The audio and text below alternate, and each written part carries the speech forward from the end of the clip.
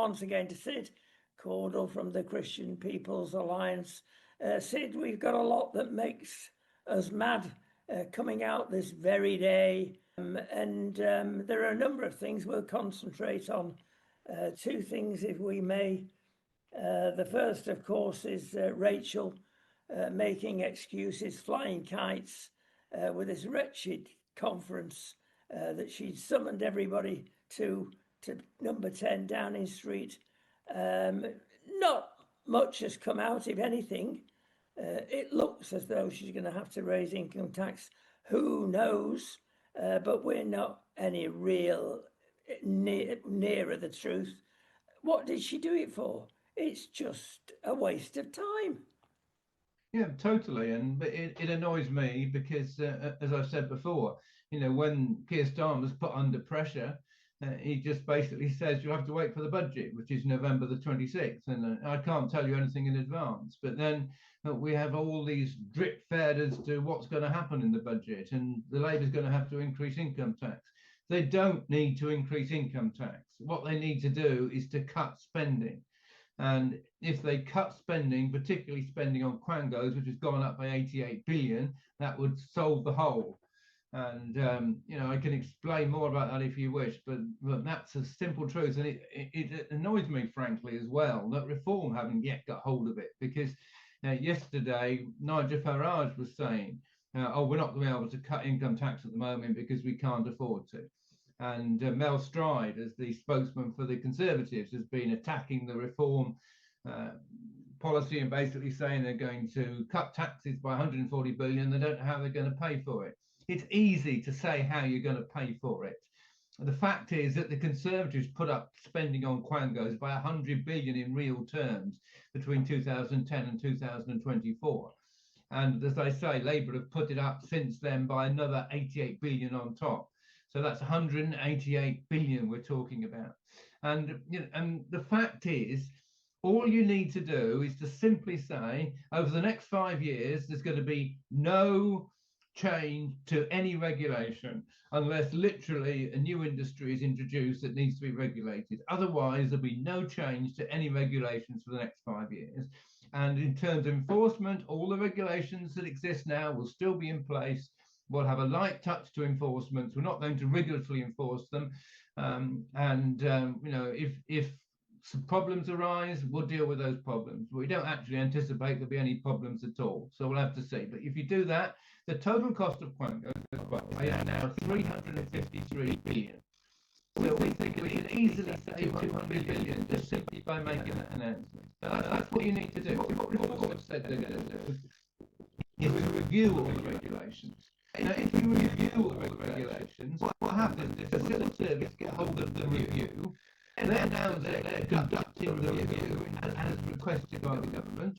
They then apply loads of new jobs as this review. They take 2 years doing it. At the end of 2 years, they say, well, we thoroughly examined all regulations, and unfortunately, we find that they're generally all necessary, and the maximum saving we could make would be 10 billion.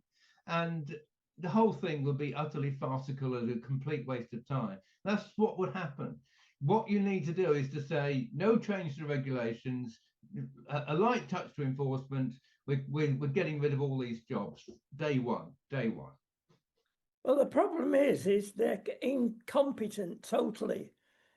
Whether they've not got the intellect or the business intellect to run a bath tap. Never mind a country, never mind a company. And therefore they have to go to the civil service, cap in hand, the blob. And the blob are completely woke, left-wing liberals. They're not going to change their tune. So the government has to march to that tune. And we're stuck in a vicious circle, basically. Nothing's going to happen because they are totally incompetent. Yes, but the reality is that they hadn't thought through what they were going to do when they came into power. You see, they produced this manifesto, and in the manifesto, some of these quangos, 28 quangos they created, were mentioned, and some weren't. But the manifesto said, we're going to increase tax by no more than 9 billion. And what the manifesto said was any other further money we need will come out of existing budgets. But they knew full well that they were going to set up these 28 new quangos. That didn't happen by accident. That was planned, even though a lot of it wasn't in the manifesto. But what they didn't understand was that these new quangos they were setting up was going to cost another 88 billion, and they hadn't worked out where the money was coming from.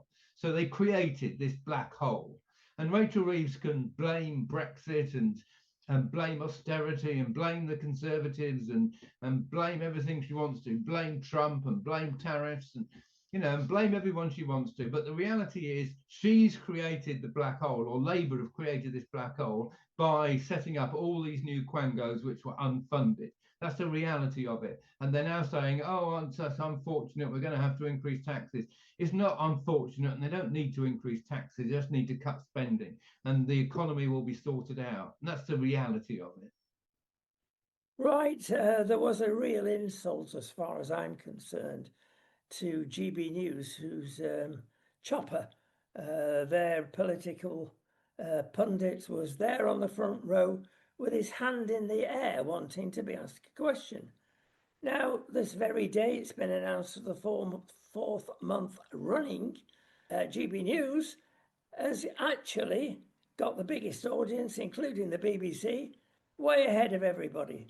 That's what people are watching.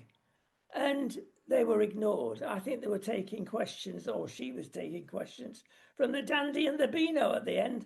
Everybody was rolled in so that she wouldn't have to answer important questions from GB News's point of view and from the right side, where the public are, middle to right. It's a stitch-up, Sid. Well, absolutely. And this mirrors what Joe Biden was doing, because when Joe Biden was president, he had his list of reporters who were going to ask the questions. He got all the questions in advance. He got his answers prepared in advance. And the whole news conference was a complete farce. And sometimes even then he struggled to read out his answers. He'd read out something like, pause for applause or something, and he'd say, oh, I'm not supposed to read that bit out. Sorry. It was just ridiculous. But you see, the Labour Party now think, oh, we need to manage the media better, just the way the Democrats manage the media.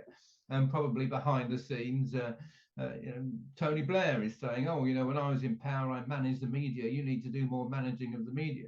But the problem they've got is, as you say, we haven't just got the BBC and the ITV and Sky News now. We've also got GB News and Talk TV and some other media, which people are watching because they want to watch it. And it's difficult for the government to control the media. But controlling the media is not the problem. The problem is the way they're running the country. And they need to change the way they're running the country, not change the way they manage the media. It's farcical, frankly. Well, we're over the other side of the pond, Sid. The truth always outs eventually. And somebody's dug up some fairly recent video of the real president of the United States under Joe Biden's watch, if you can call it that. Barack Obama, we all know that. And he said, I think 18 months ago, in a conference, we've got to control what he really meant, social media. He didn't mention that phrase, but that's what he was talking about, because he saw that the ordinary folk were watching this. And it's the government's responsibility to control what we watch. Now, this is socialism to the far left, and this is what we're getting in the United Kingdom and many other countries. As I repeat, the truth outs in various ways, and this is what is happening. Yeah, and it's ridiculous, and but it's we thank God for GB News and the Daily Mail and the Daily Express. A lot of things they say are very good as well. There is media out there now which they can't silence, and it's, the reality is that even presenters that have been on GB News and sacked, like Dan Wootton, are finding an avenue on social media. I follow Dan Wootton now on Substack, and he's, he can get his point of view across there. So even when you're sacked on GB News, it doesn't mean that you're silenced. In today's world, I mean, they're trying desperately to get Ofcom to silence these people, but unfortunately, they can't silence the majority of people in the country, and that's the way things are turning out now. You've mentioned Dan Walton there. The two Marks are both either on Talk News and Ofcom have got their own way via government and have got rid of them. This is terrible. This is censorship by our government. Ofcom is involved again, and we know where they stand on many things. We are being gaslit, Sid, and we're not appreciating that. No, absolutely. I totally agree with you. But you see, at the end of the day, I mean, one of the things that Margaret Thatcher said is you can't buck the market. And it's the reality is, you can't force people to watch BBC News, and you can't force people to watch ITV and Sky News if they don't want to. And that's the world that we're moving into now. People are no longer wanting to watch this controlled media. Well, I can't wait to see what the Donald does against the BBC. He's not going to let them get away with this. And I'm referring to the Panorama incident. And I was watching Panorama, not that particular programme about Israel and Gaza and the Palestinians. And it was so left-wing bias that the other side didn't have a chance, the Israelis, etc. And it was absolutely massaged from beginning to end. But when this news broke yesterday about the editorials surrounding January 6th, this was blatant. You can't edit a programme to say the opposite of what everybody was told, but the BBC did it. It's lost so much cred worldwide. Trump is suing various media outlets in the States for a far lesser sin than that. Well, yes, I totally agree with you. And, I watch what you're talking about. If people don't know, this was on January the 6th, 2021. Trump was making a speech to 500,000 people, which incidentally started an hour late, which messed them up a bit. And at the beginning of the speech, he said, after I finish speaking, we're going to march together to Congress, and we're going to speak to our congressmen, and we're going to do it peacefully and patriotically. And at the end of the speech, almost an hour later, he said, it's no good sitting on your sofa, and just watching. He said, the days come when you've got to get up and you've got to take action and you've got to fight, because if you don't fight, you won't have a country left. And the BBC spliced these two bits together. So they spliced Trump saying, it's when this is finished, we're going to march on Congress. And then the next thing he was saying was, and we're going to fight. And if you don't fight, then you won't have a country left. Implying that he was actually telling them that they had to go to Congress and fight, which was not what he said at all, because they spliced that bit and the bit that he said an hour later together to present a completely dishonest impression of what he was saying.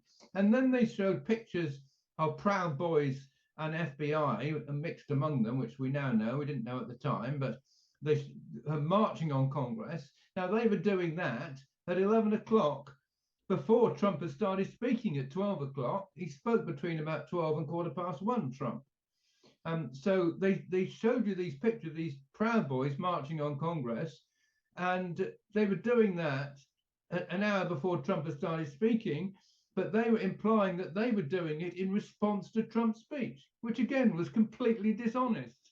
And what actually happened, by the way, is that these Proud Boys and FBI marched on Congress with about 5,000 people in attendance at that time. They broke down all the barriers, and they got into Congress and broke down the entrance to Congress. And all that happened before Trump finished his speech. All that happened before 1:15 when Trump finished his speech. So when the 500,000 people who Trump was speaking to left his rally, They arrived at Congress sometime later to find all the entrances open, all the doors to Congress open, and they could just freely walk in. None of them were involved in any violence at all. Dreadful situation. And we use the word evil, Sid, and I'm going to use it about the BBC. When you look at how it was founded, that plaque in Bush House and the entrance saying that this is for the glory of God, etc.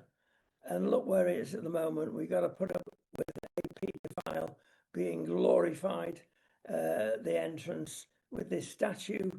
We've got to put up with their woke, gaslit programming at every juncture. Nothing better than in the straight journalist. In fact, I was listening this morning to a lady journalist that worked 10 years at the BBC and saw what was happening. Then she got out and she actually said and quoted, "This was only a matter of time. The BBC have gone completely to the left. More so, they've gone very pro-Muslim, very anti-Christian. It's all part of it." Well, yes, you see, and what's so annoying about what I've just told you is that the BBC were actually feeding into a far left narrative that Trump had caused the riot and Trump was a criminal and a criminal that had to be stopped. That was the far left narrative. And the truth was, again, you see, that Trump had actually said before the rally that he authorized 10,000 troops to be there to guard Congress. But Nancy Pelosi, who was responsible for the security, basically vetoed it and said no, she didn't want them there. Now, you see, but when they actually questioned this in Congress, when they had the Democrat-only committee to investigate what happened, they also said no questions can be asked of Nancy Pelosi. Only Trump must answer the questions. You see, but the BBC was feeding into this narrative and basically trying to tell everyone in Britain that the Democrat narrative was true and Trump was a criminal. And then, of course, after this, we had all these other ridiculous trials of Trump, which, you know, they were also feeding into. And you're absolutely right. The whole thing was a lie. The whole pro-Muslim narrative is a lie. The whole anti-Semitic narrative is a lie. And if you see, the problem is, I mean, I remember speaking to one of my children who watches the BBC, and I tried to tell her, you know, the problem is that a lot of what the BBC say is just complete lies. And she said, "Oh, no, I don't agree with that. I think what the BBC say is the truth." You see, and there's an awful lot, and maybe no longer the majority, but there's still an awful lot of people in this country, ordinary people, that think what they see on the BBC is truth and that they're being told the truth. And, you know, it's now proven it's not. You know, and it's terrible, frankly, that they're doing this and they have to be stopped. Well, perhaps the public will wake up when the doormat is adorned with a letter from the BBC announcing that you will be a criminal if you don't pay this £180 a year. Really? They can't do that any longer. Well, they can put you in prison, I suppose. But there's so much on offer out there, far cheaper than £180 a year, and much of it much better as well. We got to move on, Sid. And if we think we're in danger on all sides, I think we are. This workers' rights bill that the lovely Angela Rayner had got going, coming from the far left, of course, if you go into it in detail, you could not run a business. Now, there are signs they may backtrack, because if this bill goes through, the workers will have more rights than any other country in the world, including Russia and any other communist state. From day one, they can take an employer to tribunal, and they will, believe you me. Even the Resolution Foundation is absolutely left, but but Labour take a lot of what they say as being gospel, has said you can't pass this bill. It would take any rights, employers would be just forgotten. You might as well give up. Now, when their own side are turning themselves on the own side of the government, you've got to start thinking twice, Sid. This is a bad government. They're tainted by their masters, which is the backbenchers, of course, far to the left, and tainted by their philosophy, which comes first rather than reality. Yeah, absolutely. You see, what this government is doing is taking us back to the 1970s, frankly. And I remember a friend of mine who was a lawyer when I was a student, who's just used to say how terrible some of Barbara Castle's reforms were, and how terrible all this, the way they were treating landlords, and and they're making it almost impossible to rent a house, and all this sort of thing was going on in the 1970s. And what was the result of it? The result of it, we then had a general election on who runs Britain, because we had so many strikes and trade union leaders demanding this and demanding that, and so on and so forth. This government's trying to take us back to those days, trying to undo all of Margaret Thatcher's trade union reforms. The next thing they'll probably announce that they're getting rid of the secret ballot. You no longer have a secret ballot before you strike. There's no longer any, they're trying to undo the whole lot and give trade unions power. But you see, it's folly. It's absolutely folly, because they're going to create this beast, which is the trade unions, and they won't be able to control them. You see, we're already we're going to support the Green Party because we're not happy with the way that the Labour Party is running the country. So they're already losing some trade union leaders, and they're not going to have trade union leaders that are going to turn around to the Labour Party and say, "Oh, thank you very much. Yes, you're wonderful. Yeah, we love you, and we're going to make sure all our members to continue to vote for you." That's not what's going to happen. They're going to make the trade unions incredibly powerful, and the trade unions are going to use their power and going to be telling the Labour Party what they've got to do. And it's already happening to a degree, but it'll happen to a greater degree. And and the whole country again will become ungovernable. But it's just farcical. And also, incidentally, in addition to giving the trade unions more power, in addition to giving tenants more power, and they're also doing this tax and spend. That's what's going on with the economy. It's just tax, tax, tax, spend, spend, spend. And it's just, it's already proven not to work. We know it doesn't work, but they haven't learned the lessons of the 1970s, because most of these people weren't around then. Those of us that are a little bit older remember what it was like and know that they're taking us back to an absolutely ridiculous state of affairs. Back to the union, Sid. The old adage there is, you cannot have trade unions supporting one party. They should not be allowed to be able to fund the socialist Labour movement, because, it makes it even more left-wing. But how you change that, you tell me, is it possible? Well, you see, we've still got the political levy, which the Conservatives were at one point did decide that they wanted to attack the political levy, but it's still there, but voluntary. But nevertheless, I mean, there's a lot of trade unions will just automatically add it onto their union dues, which are paid to the wages. So, you join the union, you pay your union dues to the wages, and part of your union dues, which you pay through your wages, go to the Labour Party. That's what the political levy is.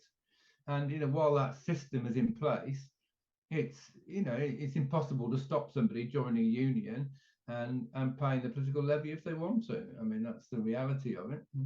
Yeah, have they already won? I mean, you've got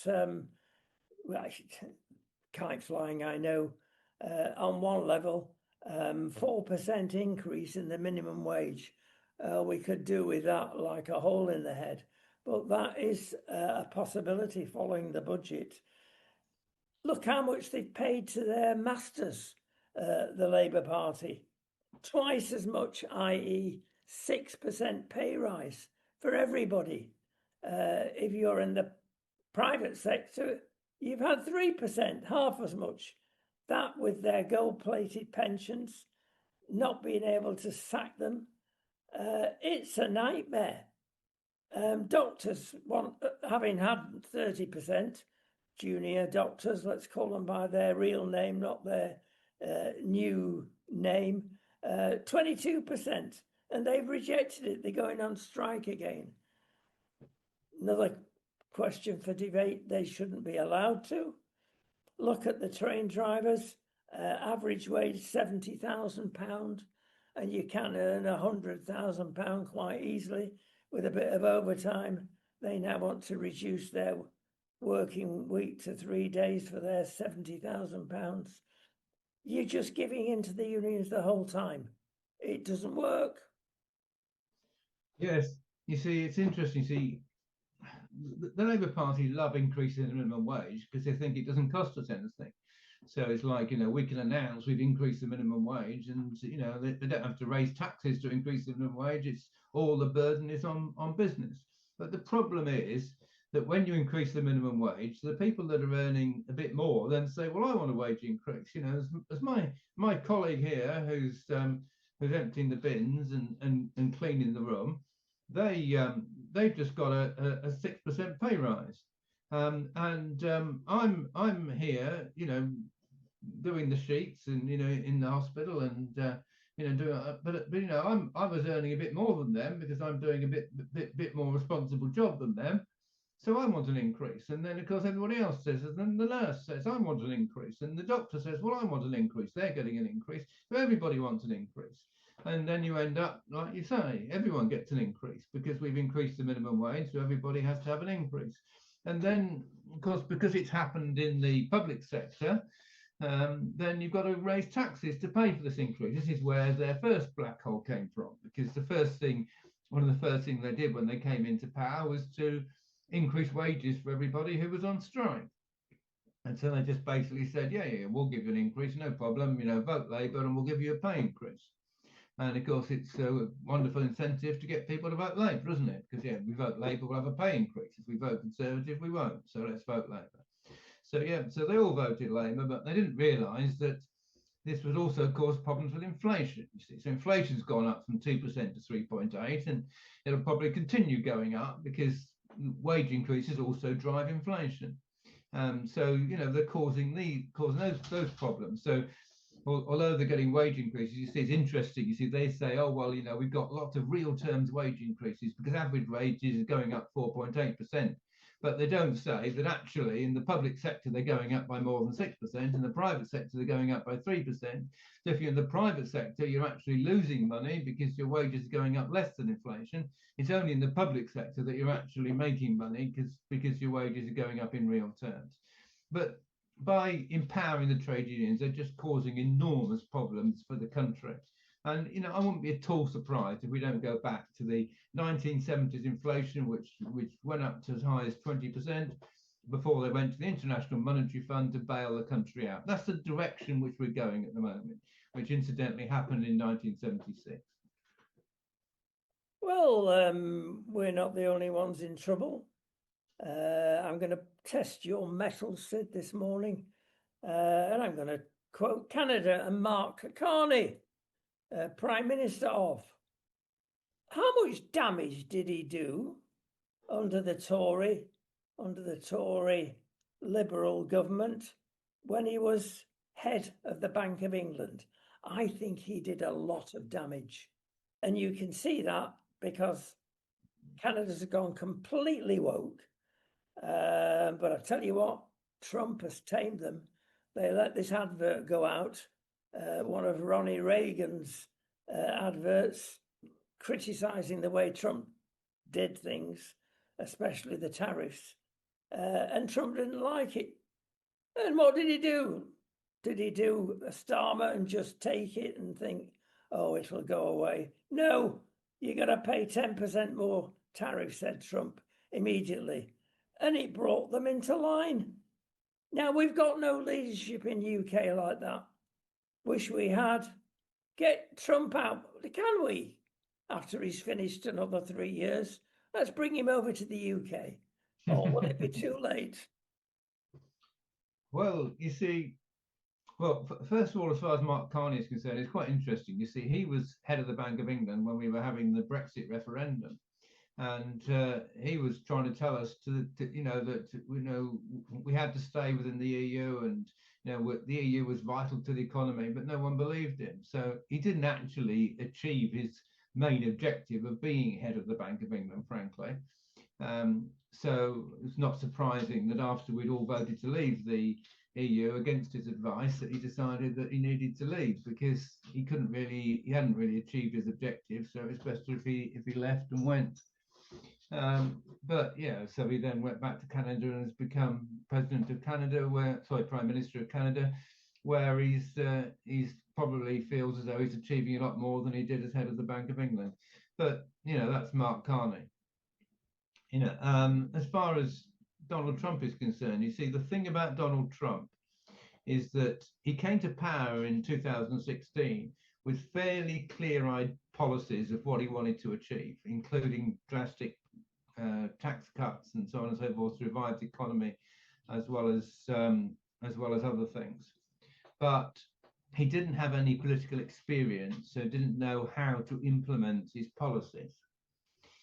He came up against enormous inertia from the civil service in America and from what was called the deep state in America, which basically attacked him viciously. First of all, with the Russiagate scandal, which was only brought in to mask Hillary Clinton's laptop problem, because she'd been using her laptop for government business, which she wasn't supposed to, which was criminal. But in order to get attention away from that, introduced the Russia scandal, which was just complete nonsense. And they had a complete investigation into it. And when they completed the investigation, they said there was no collusion. But this lasted for the first 2 years of Trump's premiership. Now, as soon as that was over, they introduced another impeachment over a phone call regarding Ukraine, which again was complete nonsense, because Trump was just talking to Zelensky about the fact that Biden was actually trying to stop an investigation into Burisma, which his son was on the board of. And Trump said to Zelensky, "I think you need to look into that. It seems awful to me," and that's what he said in the call. They tried to make out that he'd said, "I want you to dig some dirt on my political opponent." He never said that at all. And what they didn't know when they launched it was that Trump actually had a transcript of the phone call, so he could actually prove what he'd actually said. And it was also proven that Schiff had just completely lied about what Trump had said. This was all proven, but because they were controlling the narrative, they still pushed it through. They still pushed it through to impeachment in the Senate, but the Senate basically didn't pass it. But you see, then that spent another year or more of Trump's time in office having to deal with that. But despite all of that, he still managed to do an awful lot as president the first time round. But it was incredibly difficult for him because he didn't understand Washington. And also he was very reliant on Mike Pence, who was basically, we now know, basically working for the deep state. So it was very hard for him. But then he had 4 years out, which, in 2000, most people were very disappointed that Trump was removed from office. I say that rather than saying he lost the election, because most people think he didn't actually lose the election, but he was removed from office. So he was then removed from office. But in retrospect, that was a godsend, because he then had 4 years to plan. And he spent that 4 years planning what he was going to do when he got back in 2024. And he's come back in 2024, and really this time he's got his own people in place, people that he knows, people that he can trust. He's got an excellent vice president who is complimenting him and going around the world supporting his policies and supporting his objectives. He's put in place tremendous things, and he's the complete opposite of Starmer. Because just as Starmer was completely unprepared for office, Trump was totally prepared for office and prepared for what he was going to do. That's why he's been able to be so strong and so effective as president. And God bless him. God bless him. Well, it's interesting, isn't it? We've got to fly, Sid. Time has gone, but we must mention a couple of things before we go. Bill Gates seems to have had a conversion. Yes. Well, that's interesting because he was the leading light funding the green thing for donkey's years, and he's realised that there won't be many people left to enjoy clean air if this wretched system goes ahead, and all the money's being piled into green. The people, real people, most of them in poverty, will not be there to enjoy the clean air. And we've got to tackle that first. Now, whether this is a true conversion or a political alignment, who knows? But at last he's come out with this scientific truth. There's so much nonsense, especially in the UK, who contribute to the carbon footprint 1%. We'll change the world. In the meantime, the grannies are dying of cold in the UK. And that's what he's really saying. It is total nonsense. There is hope after all, Sid. Yeah, absolutely. And, it's interesting. I remember my professor of biblical studies said the truth will out. He said you can only tell lies for so long, but in the end, the truth will out. And that's what seems to have happened in this case. I mean, Bill Gates has been looking at the facts, and he's a clever man. And you can only spend so much time looking at the facts and just not realizing that the whole climate agenda is just a hoax and complete nonsense. And he's finally actually said it. But he hasn't said it exactly in those terms, but he's basically said the climate isn't important. What's far more important is that we have advances in medicine, and we help and support people that have got medical needs. Is far greater need than trying to change the climate. And of course, he's absolutely 100% right. And I very much hope this is the beginning of something. You may be interested to know, by the way, that Bill Gates, that Kim Clement prophesied some years ago before he died. I mean, so we're talking about 15 years ago, that Bill Gates would open a portal to bring financial blessings on the church. So up to now, there's been no sign of that whatsoever. This may be the first sign that that prophecy will be fulfilled. And, let's hope it happens. Let's hope that Bill Gates goes all the way and starts opening his financial riches to the Christian church, because, it's got to happen if that prophecy is going to be fulfilled. Interesting. You said just before, God bless, and there's not many people that would be so bold as to say this, the Donald. But I tell you what, you're right. And of course, the reason being is he's trying to tackle something that's been going on in Nigeria for a long, long time. It's Boko Haram, of course, in the north, killing priests, nuns, anything that's Christian, and the government there does nothing. But the Donald wants to say and has said, I'll take this personally. I will send in troops, basically, aeroplanes, and get rid, annihilate, sounds like Gaza, these mad people that are just killing Christians because you don't know anything about it. Now, I'm going to ask the question, Sid, and we could spend hours discussing this. Is it right for any government to invade another country to get something wrong put right? Because that is their territory, their country. Has he gone too far? We don't blame his intention. He's absolutely right. But are there other ways of doing it? Well, Trump's intention is not to invade Nigeria, but to put pressure on the Nigerian government to do something about the killing of Christians in northern Nigeria. But the response of the Nigerian government was denial. They said, oh, no, there's no Christians being killed in northern Nigeria. It's just Muslims fighting Muslims. It's just other Muslims being killed. That's what the Nigerian government have said. That's just a lie. I mean, as if Boko Haram is just killing fellow Muslims. We know they're not. We know they're killing Christians. We can actually name the names of the people that have been killed. Plus, the Fulani tribesmen have also been attacking Christians. You know, we've got pictures. We got, you know, we know the people. You know, they've been taking off all those Chibuk girls that they took off and married them, you know, and then pretended they'd all converted to Islam. You know, it was we know what they've been doing. And the fact the Nigerian government saying, oh no, there's no problem, there's no attacks going on against Christians, it just shows what a terrible government the Nigerian government is.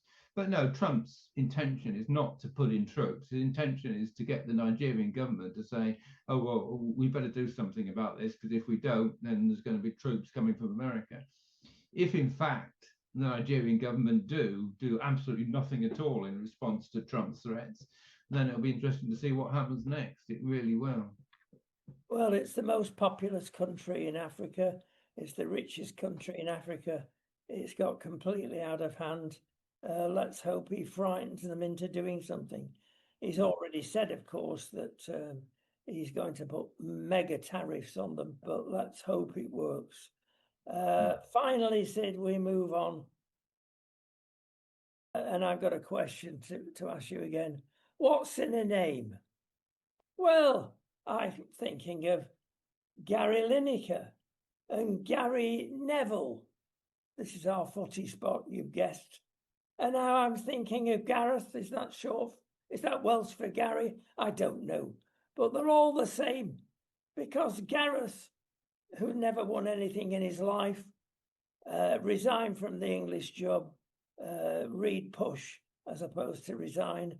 And there he's saying he's agreeing with the aforementioned gentleman.